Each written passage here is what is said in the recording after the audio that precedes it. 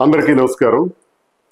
ఇటీవల కాలంలో Congress party PCC president Sharmila గారు చేసినటువంటి వ్యాఖ్యలు ఒక రకంగా చెప్పాలంటే ఆమె ఒక రకమైన దాడి చేస్తున్నారేమో అని నాకు అనిపిస్తుంది.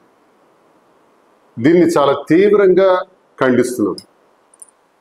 షర్మిల గారు తన మాటల్లో చంద్రబాబు నాయుడు గారు ఇటీవల తిరుపతి వెళ్ళి ఆ సందర్భంగా టిటిడి ఆధ్వర్యంలో 5,000 దేవాలయాలు నిర్మాణం చేస్తాం అని చెప్పారు అని చెబుతూ టిటిడి దేవాలయాలపైన టిటిడి ద్వారా నిర్మాణం చేయబోతున్నటువంటి దేవాలయాలపైన ఏ ప్రాంతాల్లో అయితే చేయాలని ప్రభుత్వం అనుకుంటుందో ఆ ప్రాంతాల్లో ఉండే ఎస్సీ ఎస్టీలు బీసీలు అణగారిన వర్గాల్ని ప్రస్తుతిస్తూ చాలా దుర్మార్గంగా మాట్లాడారు.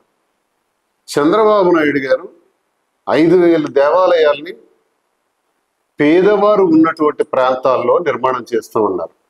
కానీ ఇక్కడ కులాల ప్రస్తావన కానీ రిజర్వేషన్స్ ప్రస్తావన కానీ ఎస్సీ ఎస్టీ బీసీ ప్రాంతాలని కానీ అనలేదే. మరి ఎందుకు మీరు ఆ ప్రస్తావన తీసుకొస్తున్నారు?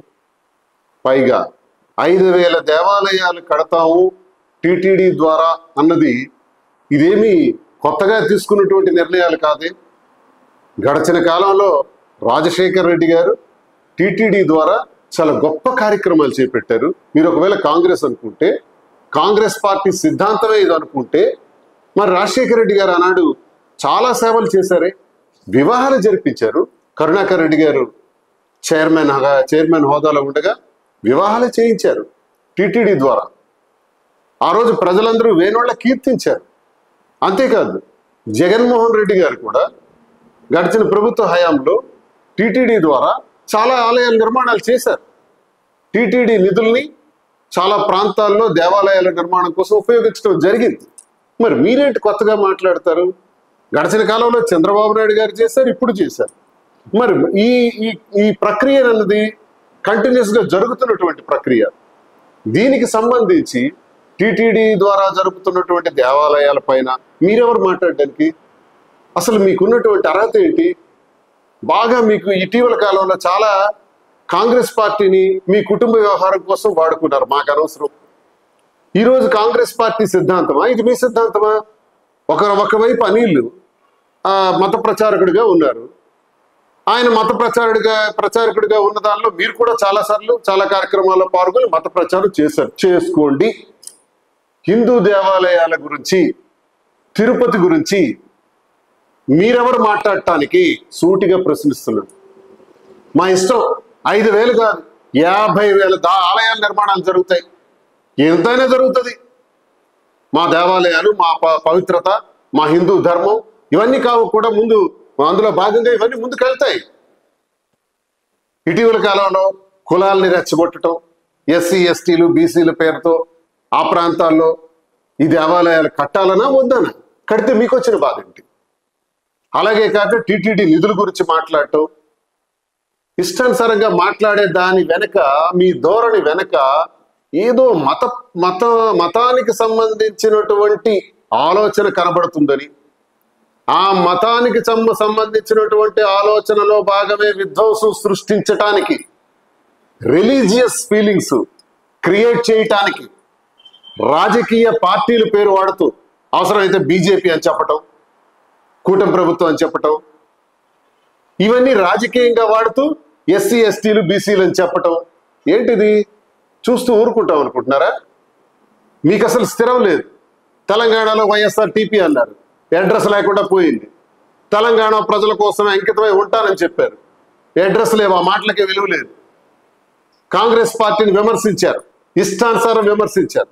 అదే కాంగ్రెస్ పార్టీలో పిసిసి ప్రెసిడెంట్ గా ఉన్నారు. ఓకే, ఆంధ్రప్రదేశ్ రాజకీయాలు చేస్తామని అక్కడ పార్టీ పెట్టడం ఏంటి, ఇక్కడ రాజకీయాలు చేయటం ఏంటి? సరే, పిసిసి ప్రెసిడెంట్ గా చేస్తే మేమేమనుకోవాలి? ఇది మీ వ్యక్తిగత ఆలోచన అనుకోవాలా? వ్యక్తిగతంగా మత విద్వేషాలు రెచ్చగొడటానికి మీరు మాట్లాడుతున్న మాటలు అనుకోవాలా? కుల ప్రస్తావనలు మీరు వ్యక్తిగతంగా తెస్తున్నారు అనుకోవాలా? లేదా కాంగ్రెస్ పార్టీ తాలూకా ఆశయం ఏది అనుకోవాలా? నేను కాంగ్రెస్ నుంచి వచ్చిన వాడిని, కాంగ్రెస్ పార్టీ నుంచి పనిచేసిన వాళ్ళని.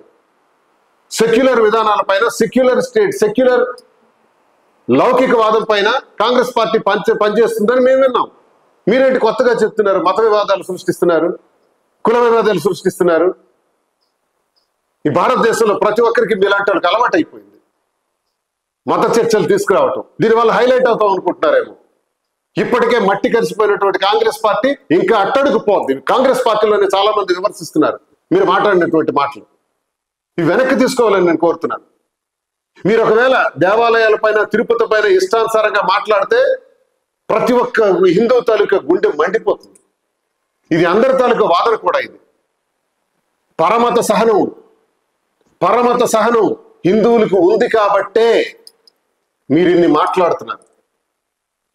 హిందువులు పరిపాలిస్తున్నటువంటి భారతదేశంలో విభిన్న కులాలు, విభిన్న జాతులు, విభిన్న మతాలు ఇన్ని కూడా ముందుకు నడవగలుగుతున్నాయంటే, ఏ వివక్షతలు లేకుండా పరిపాలించుకోగలుగుతున్నామంటే అది హిందూ ధర్మం. హిందూ ధర్మానికి తగిలేటట్టు రాజకీయం చేసి మాట్లాడిన, తిరుపతి గురించి మళ్ళీ జీవితంలో ప్రస్తావన తీసుకొచ్చిన మా అందరి ఆరాధ్య దైవం శ్రీ వెంకటేశ్వర స్వామి వారి తాలూకా నీడలు ప్రతి దగ్గర కూడా ఈ భూమి మీద ఉంటాయి.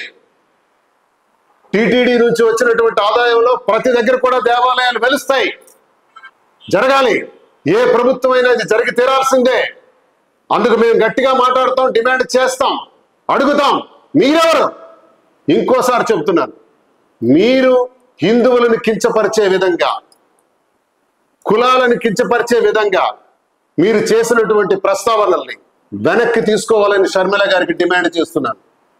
లేదంటే తీవ్ర పరిణామాలు ఎదుర్కోక తప్పదని, మత వివాదాల రొచ్చులోకి అనవసరంగా దిగొద్దని, ఇతరుల మానసికంగా మత వివాదాల ద్వారా హిందూ మతాన్ని, హిందువులను బాధ పెట్టే విధంగా, మానసిక క్షోభకు గురి చేసే విధంగా మీ మాటలు ఉన్నాయని, ఇది వెనక్కి తీసుకొని ఆంధ్రప్రదేశ్లో మీరు క్షమాపణలు చెప్పాలని, ఆంధ్రప్రదేశే కాదు ప్రతి హిందువు కూడా క్షమాపణ చెప్పాలి. లేదంటే తీవ్ర పరిణామాలు మీరు ఎదుర్కోక తప్పదని హెచ్చరిస్తున్నాం. షర్మిల గారు వెనక్కి తీసుకోవాలని డిమాండ్ చేస్తున్నాను. నమస్కారం.